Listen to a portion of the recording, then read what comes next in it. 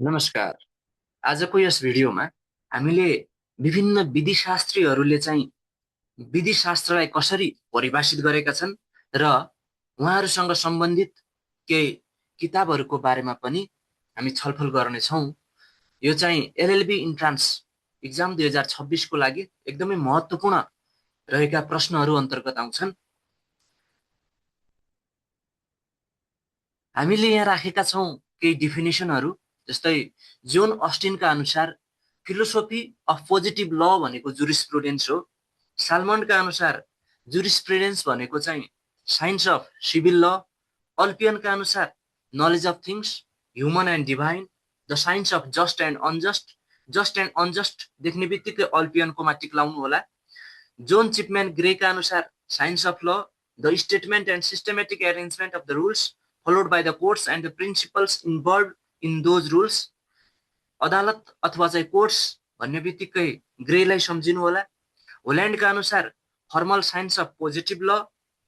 त्यसै गरी जीडब्ल्यू प्याटर्नका अनुसार particular method of study, not the law of one country but of the general notion of law itself. एउटा देशको मात्र कानुन नभएर समग्र कानुनको चाहिँ कन्सेप्टको चाहिँ स्टडी गर्ने भन्ने कुरा जीडब्ल्यू प्याटर्नले गरिनु भएको छ। यता याद गर्नुपर्ने कुरो भनेको होल्यान्डले फर्मल साइन्स अफ पोजिटिभ ल र अस्टिनले चाहिँ फिलोसोफी अफ पोजिटिभ ल। यदि फिलोसोफीसँग पोजिटिभ ल आयो भने अस्टिन टिक्लाउने, formal science of positive law भन्ने बित्तिकै होल्यान्डलाई टिक्लाउनु होला। जुलियस स्टोन अथवा जे स्टोन भनेर आउन सक्छ। जुलियस स्टोनका अनुसार जुरिस्प्रुडेन्स भनेको लोवर्स एक्स्ट्रा भर्जन। त्यसै गरी इमानुएल कान्टका अनुसार knowledge of the law. CK एलनका अनुसार scientific synthesis of the essential principles of law. अनि जीडब्ल्यू किटोनका अनुसार study and systematic arrangement of the general principles of ल।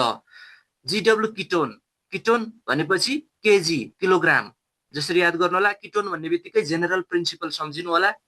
एलन भन्ने बित्तिकै इसेन्सियल प्रिन्सिपल सम्झिनु होला। सिसेरो फिलोसोफिकल व्यक्ति। सिसेरोका अनुसार philosophical aspect of knowledge of ल भनेको चाहिँ जुरिस्प्रुडेन्स हो। यसलाई याद गर्नको लागि जोन अस्टिन भन्ने बित्तिकै पोजिटिभ लको फिलोसोफीका कुरा गर्नु होला। अनि हल्यान्ड भन्ने बित्तिकै फर्मल साइन्स अफ पोजिटिभ ल।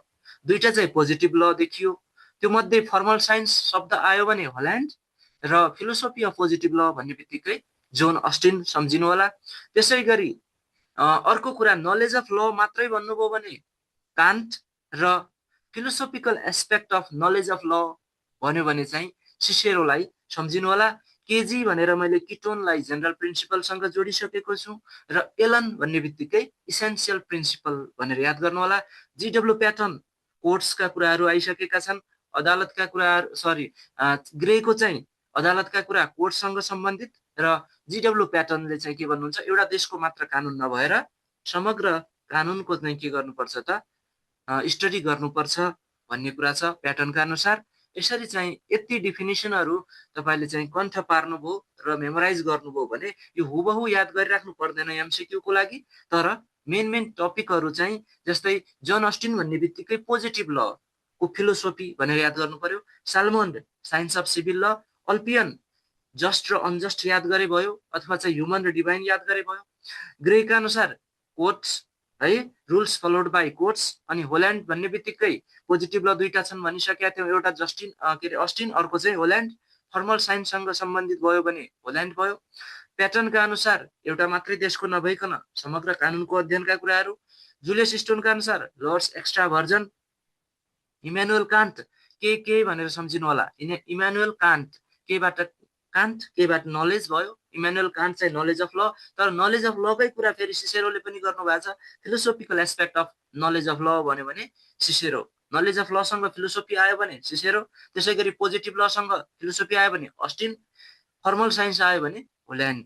अनि study and systematic arrangement of general principles of ल भन्यो भने जीडब्ल्यू किटन। अनि एलनसँग सम्बन्धित इसेन्सियल प्रिन्सिपल्स। यसरी यी डिफिनेसनहरू तपाईँहरूलाई कण्ठ भयो भने, अब यदि कण्ठ छ भने फरवार्ड गर्नु होला, होइन भने यहाँनिर पज गरेर यो कुरा टिपेर कण्ठ गर्नु होला, अनि मात्रै भिडियोलाई फरवार्ड गर्नु होला। अब हामी एमसिक्यूतिर लाग्छौँ। यिनै डिफिनेसनका आधारमा who define jurisprudence as the philosophy of positive law. यसको आन्सर चाहिँ फिलोसफी अफ पोजिटिभ ल त आयो, त्योसँग फिलोसफी भन्ने बित्तिकै अस्टिन।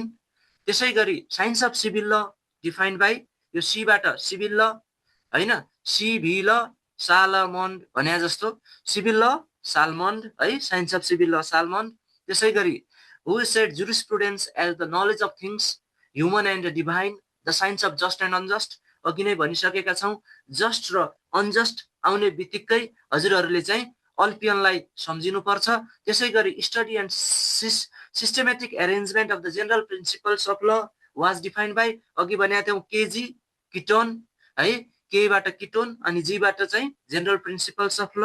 त्यसै गरी who defined jurisprudence as the formal science of positive law, यसको आन्सर हो होल्यान्ड। त्यसै गरी scientific synthesis of all the essential principles of law was defined by, अब यहाँनिर हामीले भनेका थियौँ एलन। त्यसै गरी who called jurisprudence a particular method of study, यसको answer pattern.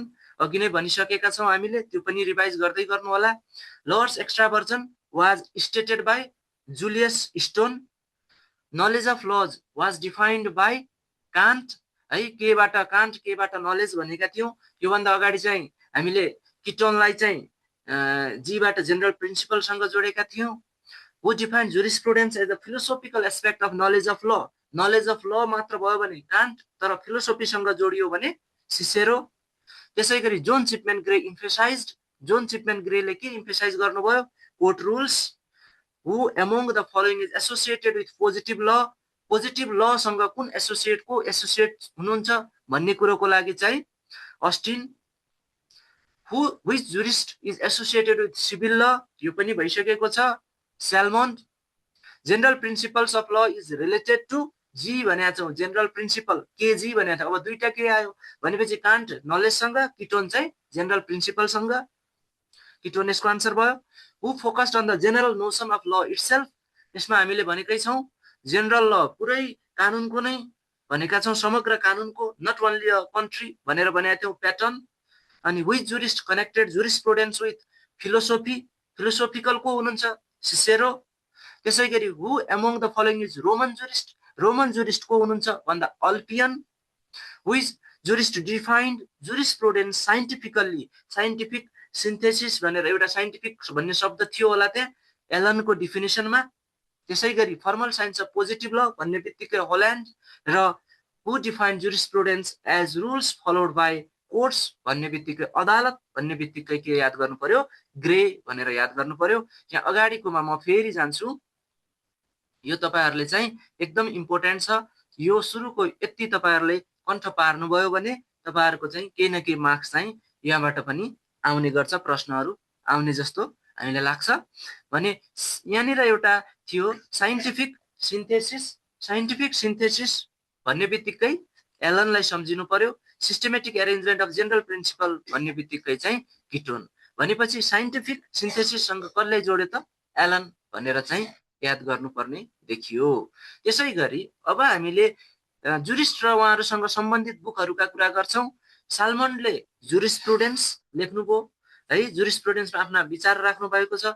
Rusk Pound introduction to the philosophy of law, John Austin the province of jurisprudence determined है। यसमा याद गर्नको लागि यस जे भनेर याद गरे पनि भयो है, यस जे भनेर याद गर्नु होला।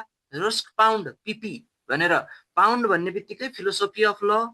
अस्टिनलाई चाहिँ एडी है, बीएस र एडी भन्ने जुन छ, एडी अस्टिन भनेको डिटरमाइन्ड है, the province of jurisprudence determined. अनि जेरेमी बेन्थमले चाहिँ theory of legislation, Hartley concept of law, अनि केल्सनले चाहिँ प्योर थ्योरी अफ ल, केपी भनेर याद गर्न सक्नुहुन्छ, केल्सन pure theory of law. Savigny of the vocation of our age for legislation and jurisprudence, vocation भन्ने शब्द आउने बित्तिकै सेभिग्नीलाई सम्झिनु होला। सेभिग्नी भन्ने शब्द आफैमा उहाँको नाममै यस र बी दुवै छ, यसरी चाहिँ सेभिग्नी भनेको of the vocation of our age for legislation and jurisprudence. अनि त्यसै गरी एमए पढेको जस्तो याद गर्नु होला। मेनले चाहिँ एन्सेन्ट ल भन्ने बुक, अनि सिसेरोको चाहिँ अन द लज है। अनि त्यसै गरी Immanuel Kant the metaphysics of morals, GW Paton a text book of jurisprudence, PT भनेर सम्झे पनि हुन्छ, प्याटर्न है। अनि टेक्स्ट बुक भनेर याद आउँछ। अनि त्यसै गरी किटोन इलिमेन्टरी प्रिन्सिपल्स अफ जुरिस्प्रुडेन्स किप भनेर याद गरे पनि हुन्छ केइइपी है किप भन्ने बित्तिकै केइई भनेपछि किटोन आइ नै हाल्यो इपी लास्टको केइइपी दुईटा इ छ नि त अनि इपी भन्ने बित्तिकै इलिमेन्टरी प्रिन्सिपल यसरी चाहिँ तपाईले यो बुकहरू र राइटरहरू अथवा चाहिँ यो जुरिस्टहरूसँग कसरी रिलेट छन् त यिनीहरू कुन बुक कोसँग रिलेट छ भन्ने कुरा चाहिँ याद गर्नुभयो भने बल्ल यो भिडियोलाई फरवर्ड हेर्नु होला यति कण्ठ नगरिकन यो भिडियो फरवर्ड हेर्नुको कुनै अर्थ छैन अब हामी हु रोट द बुक जुरिस्प्रुडेन्स कसले लेख्नुभयो भन्ने प्रश्न छ साल्मोन आफूलाई कति आयो भन्ने कुरा चाहिँ यहाँबाट चाहिँ तपाईले थाहा पाउन सक्नुहुन्छ an introduction to the philosophy of law was written by Roscoe Pound who is the author of province of jurisprudence determined भनेका थियौं डिटरमाइन्ड एडी भनेका थियौं है अस्टिन त्यसै गरी theory of legislation was written by Beal भनेर कण्ठ गर्नु पर्यो बेन्थम जेरेमी बेन्थम त्यसै गरी who wrote the concept of law भनेर एचसी भनेका थियौं हार्ट है एचएलए हार्ट यसको आन्सर हो अनि pure theory of law is associated with pure भनेपछि केपी भनेका थियौं हामीले है हेन्स केल्सन यसको आन्सर भयो केल्सन त्यसै गरी who wrote the vocation of our age for legislation and jurisprudence भी कुनमा छ त भन्ने सेभिग्नीमा छ त्यसैले यसको सही answer Savigny ancient law was written by Maine भनेर याद गरेका थियौं है यमे भनेपछि मेनले चाहिँ के एन्सेन्ट ल त्यसै गरी who is the author of De Legibus on the laws law सम्बन्धी सुरुको चाहिँ हो है सिसेरो त्यसै गरी the metaphysics of moral was written by metaphysics of moral एकदमै इम्पोर्टेन्ट छ इमानुएल कान्ट है त्यसै गरी who wrote a text book of jurisprudence भन्ने बित्तिकै जीडब्ल्यू प्याटर्न पिटी भनेर याद गर्नुस् भनेको थियौं elementary principles of jurisprudence was written by केइइपी भनेर याद गरेका थियौं किटोन त्यसै गरी which jurist is associated with pure theory of law यहाँ पनि हामीले केपी भनेका थियौं केल्सन त्यसै गरी the concept of law is famous work of concept of law कसको एचसी भनेका थियौं Hart HLA Hart who among the following wrote ancient law भनेपछि ए भनेको थियो um a man who is jurist connected jurisprudence with फिलोसफीलाई कसले connect गर्नुभयो Cicero which book was written by John Austin सुरुकै कुरा है हामीले जोन अस्टिन एडी भनेर याद गरेका थियौं the province of jurisprudence determined who wrote the metaphysics of moral repeat भयो question Immanuel Kant the text book of jurisprudence is written by text book T भनेको छ पिटी भनेर याद गरेका थियौं प्याटर्न त्यसै गरी अन्तिम प्रश्न which jurist wrote इलिमेन्ट्री principles of जुरिस्प्रुडेन्स यसमा हामीले केइइपी भनेर याद गरेका थियौं यसको सही आन्सर किटोन यी 20 क्वेसन पनि हजुरहरूको इन्ट्रान्सको लागि एकदमै महत्त्वपूर्ण रहेका छन् यहाँसम्म भिडियो हेरिदिनु भयो हजुरहरूलाई धेरै धेरै धन्यवाद हजुरहरूको भविष्य उज्जवल रहोस् यसरी नै अन्य भिडियोहरू पनि हजुरहरूले चाहनुहुन्छ भने कमेन्ट गर्न नभुल्नु होला थ्यांक यू सो मच